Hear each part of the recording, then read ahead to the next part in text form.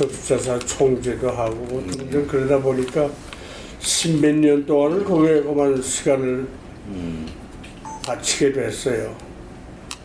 그래서 그걸 다 마무리하고 그냥 좀 학계로 다시 돌아갈까 그런 생각을 했는데 또 뭐 그렇게 되지가 않더군요. 해가지고 저 복지재단 뭐 장학재단 뭐 이런 데에서 좀 도와달라고 그래서 그 일을 좀 또 한 10년 동안 도왔죠. 예. 그러다 보니까 그래.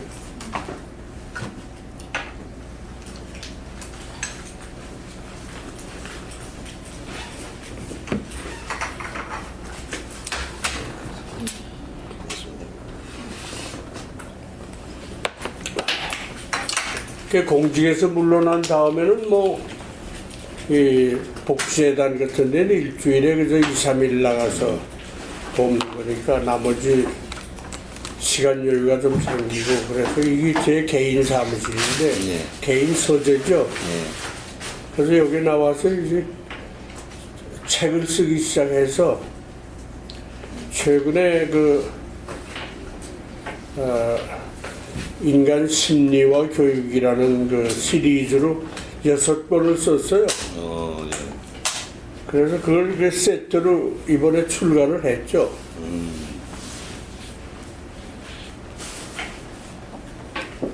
그 일을 주로 여기서 예. 하고 이제 그 일을 마치니까 이제부터는 좀 나도 쉬어야 되겠다라고 생각해서 그냥 나와서 집은 너무 또 덥고 그러니까 여기 나오면 좀 서늘하고 그래서 여기 늘 나와가지고 그래서 이 일 저 일 좀 하고 과거에 했던 일 좀 정리 좀 하고 그런 일을 지금 하고 있습니다. 예. 그럼 좀 시작해도 되겠습니까, 먼저? 예. 일단 뭐 귀한 시간 내주셔서 너무 고맙습니다. 이 구술과 정리의 편을 위해서 이제 호칭은 우리 구술자, 저희들은 면담자, 그다음에 창업자 이런 식으로 정리를 하도록 하겠습니다. 먼저 우리 구술자의 개인 생애에 대해서 이제 몇 가지 여쭤보도록 하겠습니다. 글쎄, 예. 그런 질문이 있는데 뭐 대단한 건 없고요. 예. 제가 1928년생이니까 현재 85세죠. 예. 만 85세고 고향은 저 황해도 예. 땅인데 그러니까 38 이북이죠. 예. 그러다가 이제 1946년에 저는 단신 월남해서 그때 서울대학에 진학을 했어요. 예. 그 학교에 가느라고 이제 단신 월남해서 서울에서 좀 고생 꽤나 좀 했습니다. 예.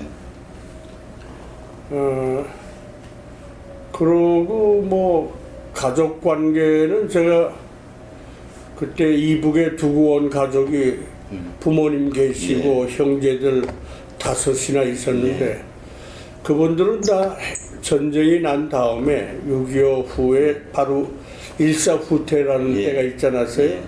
그때 넘어와서 바로 미국으로들 다 갔어요. 아, 미국으로. 예, 그래서 지금 여기는 아무도 없고 그 미국에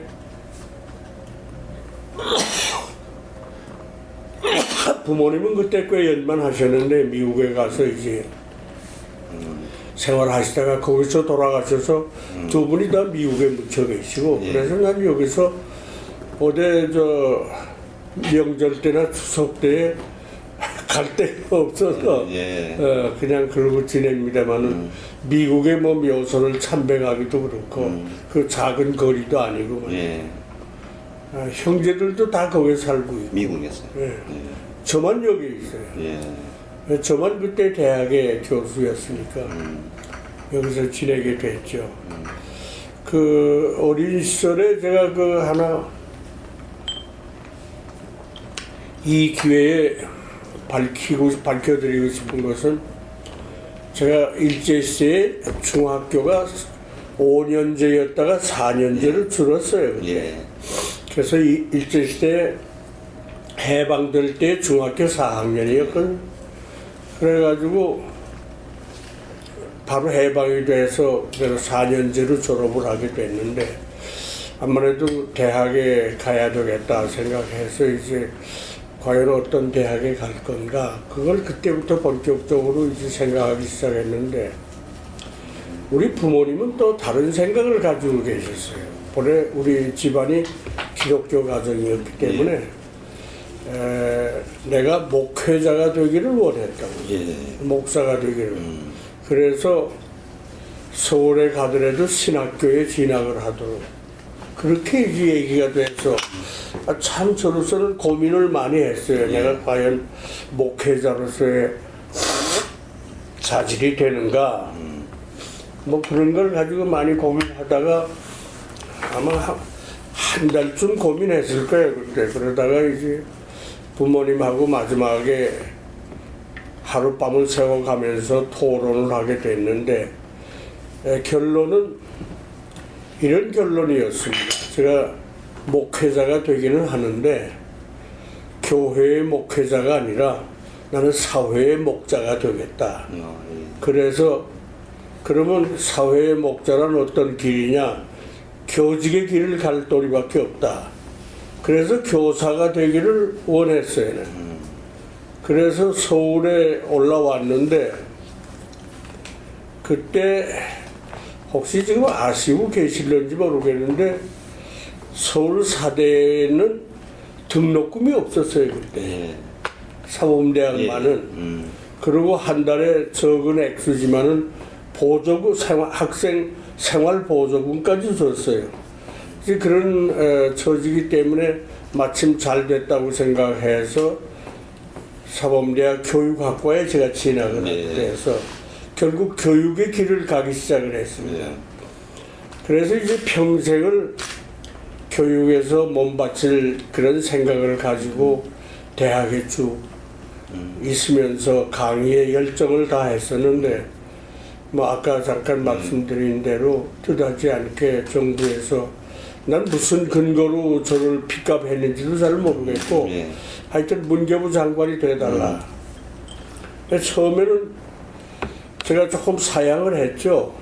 왜냐하면 그때 서울대학 교수 자리를 내놓고 가야 되기 때문에 갔다가 뭐 한 1, 2년 있다가 어떻게 됐는지도 모르겠고 그럼 다시 교수로 돌아오기도 어렵고 그래서 좀 망설였는데 워낙 정부에서 강력히 얘기하는 바람에 결국 사표를 내고 서울대학에 그러고 결국 문교부에 가서 장관 자리를 맡았어요. 그래가지고 공직이 시작이 됐습니다.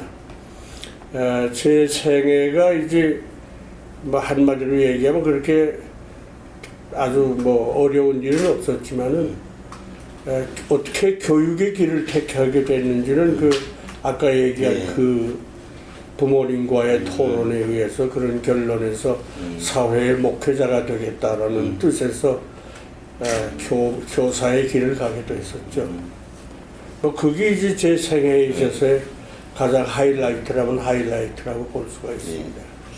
그러면 구술자 같은 거는 가치관이라든가 좌우명이라든가 이런 것 가치관, 좌우명, 평생 좌우명 같은 거 있습니까? 뭐 좌우명이라는 건 제가 그래 어렸을 때부터 그랬습니다만은 부모님의 늘 가르침도 그랬고 또 어릴 때의 그 교회나 이런 데서 받는 늘 인상이 결국 인생을 자기만을 위해서 살아가는 것이 아니라 남을 위해서 돕는 삶을 살아야 한다 하는 것이 이제 제가 어릴 때부터 계속 받아왔던 가르침이라고 볼 수가 있습니다. 그 말을 한마디로 요약하면은 사회봉사.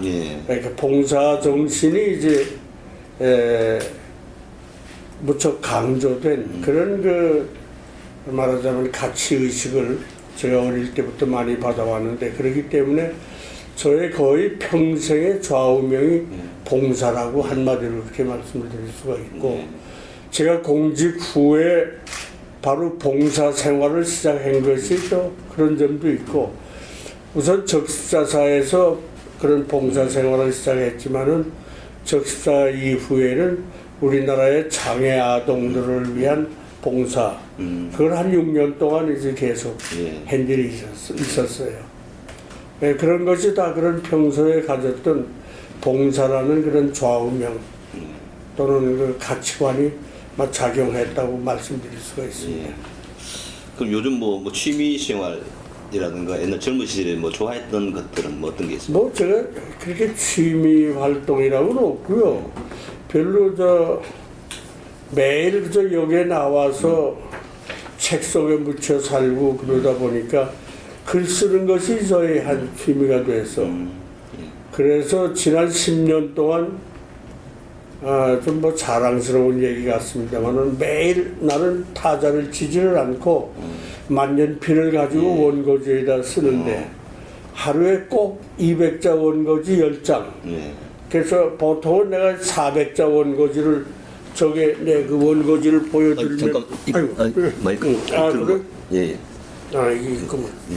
그래서 예. 원고지 저기 보면 있지만은 그 원고지에다 매일 이제 10장씩을 예. 꼭 쓰고 그걸 10년 동안 계속했어요. 그러니까 일종의 뭐 취미라고 그럴까 일과라고 그럴까 말이지. 그걸 안 하면 이상할 정도가 되고 또 그 이상 더 쓰지도 않고 하루에 10장 쓰면은 시간이 좀 많이 남으면 그냥 하루 종일 놀고 다른 뭐 잡지 같은 거나 좀 보고 말이지.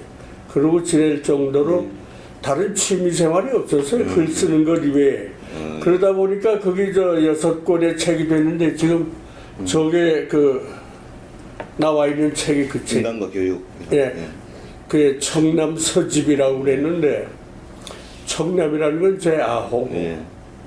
그리고 서집은 6권의 그 인간 심리와 교육이라는 책. 그게 인간과 교육이라는 총론이 있지만은 강론에 들어가서 인간의 동기, 인간의 성격, 인간의 인지, 인간의 환경, 인간의 가치관 뭐 이런 등등으로 나누어서 6권을 썼거든요. 그걸 이제 그동안에 원고를 써서 한꺼번에 출판한 것이 아니고 그때 2년마다 한 권씩 이렇게 냈죠. 그러다 보니까 이번에 그 6권이 되니까 출판사에서는 그걸 한 세트로 이렇게 묶어서 이번에 발행을 합시다. 왜냐하면 이게 개인이 구입을 하기보다는 지금 각 학교에 도서실이 있으니까 예.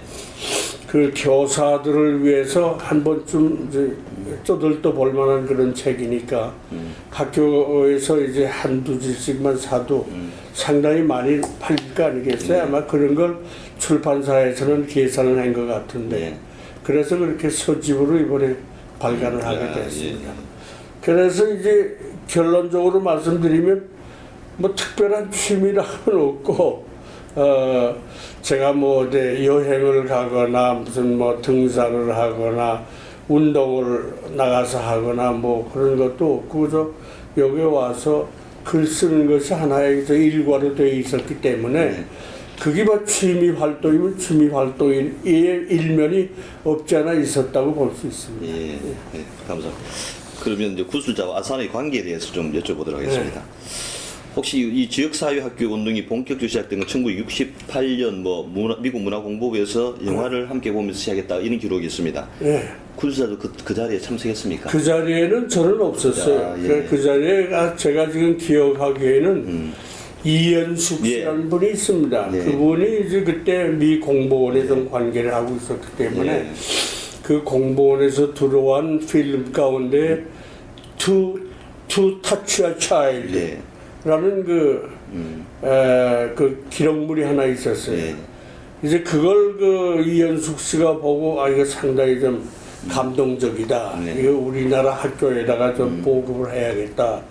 해서 이제 이연숙 씨가 중심이 돼서 여러 사람을 많이 끌어들였는데 그때 초기에 거기에 참여했던 사람 중에서 기억나는 분이 오재경 씨라고 예. 있었어요. 오재경 씨가 거기에 참여를 했고 오재경 씨를 통해서 정주영 회장도 그걸 보게 됐어요. 예. 그래가지고 거기에서부터 이제 지역사회 학교 후원회라는 것을 발족시키게 되죠. 예. 근데 후원회니까 돈이 있어야 되는데 그 자금을 전적으로 정주영 회장이 다 예. 돈을 대서 그때 뭐 그렇게 큰 규모는 아니었지만은 지역사회 학교 운동을 거기서 일으키게 됐었죠. 예. 근데 저는 그 자리에는 참석을 안 했는데 그와 거의 연대를 같이 해서 나는 그때 어디에 살고 있었냐면 화곡동이라는 데 예. 살고 있었어요. 예.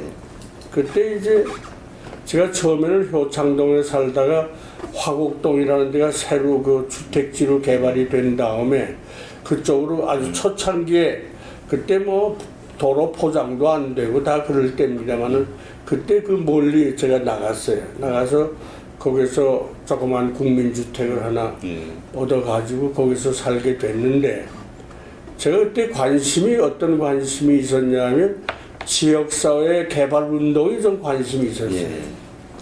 그래서 그 지역에서 여러 가지 지역사회 개발 운동을 좀 한 일이 있었어요. 예. 뭐 예를 들면 그 얘기를 다 하기는 어렵습니다만은 그때만 하더라도 그게 비교적 그 젊은 층의 부부들이 왔는데 내가 그 어떤 그 조금 마당이 넓은 집을 하나 빌려가지고 저녁 때 티파티를 하면은 한 200명이 모였어요 그때. 예. 근데 부부간에 200명이 모이니까 한 100가정 되는데 한 가정마다 돈을 뭐 10만 원도 받고 20만 원도 받고 그때 그랬던 기억이 나요. 예. 그러면 그 몇십만 원, 몇백만 원 되잖아요. 그 돈을 가지고 뭐 지역사회에 그 방범대원들이 있었는데 그때만 하더라도 예, 그저 초창기에 그 외진되니까 범죄가 많아서 방범대원들을 고용을 해서 이제 그 사람들이 밤에 순회를 하고 그랬었는데 그분들을 지원해 준다든가 그분들이 필요한 뭐 워키토키를 사준다든가 뭐 그런 일들을 한 일이 있었어요. 그 뭐 하나의 예입니다만은 그런 그 지역사회 개발 운동을 이제 하다가 보니까 우리 애들이 거기에서 이제 신월 국민학교하고 화곡 국민학교라는 데 두 군데 다니게 돼서 자연히 이제 학부모로서 거기 가서 부모들에게 강연을 내가 많이 하게 됐는데 그때 이제 지역사회 학교의 개념, 학교 개방의 필요성 같은 걸 많이 강조해서 그런 운동을 이미 하고 있었어요, 제가. 그러다가 이 지역사회 학교 후원회가 생기니까 화곡동에서 정 교수가 이런 걸 한다라는 걸 알아서 우리하고 합류하게 됐죠. 그래서 거기서부터 내가 이제 지역사회 운동에 참여하게 됐다고 볼 수가 있습니다. 저희들도 이 자료를 보니까 1974년 구술자는 지역사회학교 세미나에서 이제 지도자로서 인간관계라는 주제를 발표를 했는데 여기에서 발표를 하게 된 계기는 아니 그러니까 내가 이제 그 지역사회학교 운동을 하니까 그 지역사회학교 운동회에서 운동 후원회에서 나를 이제 끌어들이려고 그 주제 발표를 한번 해달라. 그래서 내가 그때 가서 주제 발표를 하고 그게 계기가 돼서 지역사회학교 운동에 적극 참여하게 됐죠. 그리고 또 이번에 1986년부터 91년까지 지역사회 이사를 했죠. 그럼 이 시부터 이제 본격적으로 지역사회 학교에 더 깊이 관여하게 된 것이네요. 그 전에 이미 벌써 굉장히 깊이 관여했는데 그때 그 정주영 회장이 지역사회 학교 운동에 대해서 깊은 관심을 가지고 모든 재정적인 지원을 하고 있지 않았어요? 그러다가 내가 그 주제 가연도 하고 뭐 활동하는 걸 보고 나를 이사를 좀 해달라 이래서 내가 이사가 됐었죠. 그러다가 이제 그 다음에 정부에 들어가게 되니까 그걸 그만두고 그렇게 됐습니다. 근데 그 전에 물론 정주영 씨를 개별적으로 만날 기회가 있었죠. 그럼 지역사회 교육협의회에서 주로 하는 일은 어떤 일을 하십니까? 주로 나는 강연을 많이 했어요. 학교 개방 운동의 필요성, 지역사회 학교란 어떤 학교냐? 지금까지 그 우리 학교라는 게 지역사회와 관계를 단절을 하고 마치 지역사회의 한 섬처럼 전혀 관계없는 상태로 되어 있었는데 앞으로는 그러지 말고 서로 교류를 해야 된다. 그래서 대표적인 것이 학교 개방 운동을 하자. 예. 그래서 지역사회 사람들이 뭐 운동을 하건 무슨 모임을 하건 학교에서 할 수 있도록 학교 개방 운동 같은 것을 할 필요가 있지 않느냐 뭐 이런 등등의 강연을 그때 많이 했습니다. 그리고 외국의 예도 많이 들어가면서 예. 그럼 학교 개방 운동을 하게 되면 일단은 뭐 지역사회 학교에서는 그걸 개방하자 그러지만 정작 학교라든가 교육청에서 거기서 반대가 많았지. 예. 왜냐하면 뭐 학교 개방하게 되면 아유 자꾸 유리창도 깨지고 뭐 어려움이 많다고. 예. 글쎄 그런 어려움이 있더라도 우리가 기본적으로 이 좋은 일이라면 해야 될 거 아니냐. 예. 그리고 차차 이제 설득을 해가면 지역사회 주민들이 오히려 우리 학교라고 생각해서 학교 건물도 아끼고 네. 시설도 더 적절히 사용할 수 있는 그런 상태가 될 것이 아니겠는가. 이렇게 학교를 또 일방 설득을 많이 했죠. 예. 그래서 결국 지역사회 학교 운동이 점점 퍼져나갔는데 사실 화곡동이 가장 앞장서서 했어요. 그때 예. 신월학교니 화곡국민학교가 초등학교가 그때 아주 활발하게 전개를 했던 기억이 납니다. 예. 그럼 우리 창업자의 첫 만남은 어떻게 이루어졌습니까? 좀 아산과의 예. 만남이 그게 이제 내가 연도를 잘 기억 못 하는데 혹시 기억을 하실런지 모르겠지만은 김자경 씨라는 이화대학 교수가 있었어요. 음악과 교수인데 그분이 우리나라 최초의 그 오페라단을 만들었어요. 예. 그 김자경 오페라단이라고 예. 그런 오페라단을 만들어서 굉장히 어려운 여건 속에서도 그때 우리나라에 처음으로 춘희에 대한 그 오페라를 공연을 한 일이 있는데 주로 재정적인 지원을 정주영 씨가 많이 해줬다고. 그 김자경 씨하고 정주영 씨하고 친하기 때문에 그러다가 이제 그 연습실이 없기 때문에 그 대학에서 연습하기가 상당히 어렵다. 그래서 내 지금 기억엔 그 봉원동인데 신촌 봉원동이라고 봉원사 있잖아요. 그 못 미쳐서 김자경 씨 집이 있었는데 그 옆에다가 김자경 오페라단 연습실을 결국 정주영 씨가 지어줬다고. 아마 그 평수가 이만한 방에 배 정도 되니까 한 7, 80평 됐던 것 같아요. 넓이가. 그런 걸 지어주니까 그 시설을 개관하는 기념 모임을 가진 일이 있었어요. 그래가지고 그때 나는 이미 지역사회 학교 운동에 좀 관여를 하고 있으니까 정주영 씨가 나를 거기다 초대했다고. 근데 가보니까 그 여류 문인들이 많이 왔어요. 내 지금 기억에는 전수피 씨라고 있는데 저 여류 수필가. 그냥 물론 김자경 씨도 있고 또 저 모윤숙 씨라고 또 우리 여류 저 작가가 있는데 그분들이 이제 그 학력으로 따지면 이화여대 영문과 출신들이에요. 전부가 다. 그 계통으로 모윤숙 씨를 필두로 해서 이제 쭉 있는데 거기에 이화대학 출신 아닌 사람은 내 지금 기억에 김남조 씨가 거기 왔던 기억이 나고 뭐 하여튼 여류 인사들이 뭐 꽤 많이 왔어요. 와서 이제 거기서 저녁을 먹고 파티를 하는데 김자경 씨가 이제 본래 오페라를 하니까 노래를 하라고 그래서 노래를 청하게 됐어요. 그래서 김자경 씨가 이제 노래를 하고 근데 나보고 같이 노래를 하자고 그래서 둘이서 같이 노래를 한 일이 있다고. 이제 그게 인연이 돼서 마치 저 정주영 씨가 생각할 땐 내가 노래를 꽤 잘하는 걸로 이렇게 알아가지고 그 다음에 부지런히 노래하는 모임에 나를 초대를 했어요. 근데 그때 만났던 것이 그 처음 만남. 그때 그 김자경 오페라단 그 연습실 개관식에서 만난 것이 처음 만나는 그런 계기였습니다. 그것도 그때 뭐 주로 어떤 얘기를 주고받았습니까? 처음 만났을 때. 그때 주로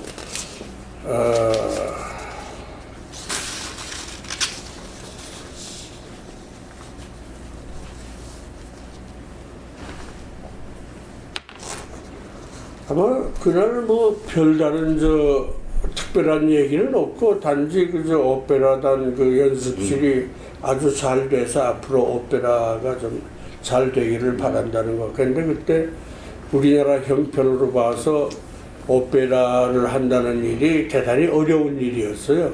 근데 하여튼 그런 그 어려운 일을 김자경 씨가 사제를 털어가면서 했다는 데 대해서 이제 되게 높이 평가하는 그런 얘기들이 많이 오갔던 기억이 납니다. 네. 근데 그 후에 이제 김자경 씨는 불행하게도 동해안에 가서 세상을 떠나게 되는데 그 후 물론 몇 년 있다가지만 그 후에 오페라가 좀 계속이 됐었죠. 네. 그 지금은 뭐 김자경 씨가 없으니까 그 오페라단은 없어지고 그 연습실이 어떻게 됐는지 모르겠어요. 지금 아직 있겠죠, 있기는. 그럼 창업자는 이 지역사회 교육협의에 대해서 평소 어떻게 생각하고 있었는지 혹시 아시는지 곁에서 지켜보시기에. 그때보다도 제가 이제 그게 계기가 돼서 그 후에 그 우리 아산 선생님께서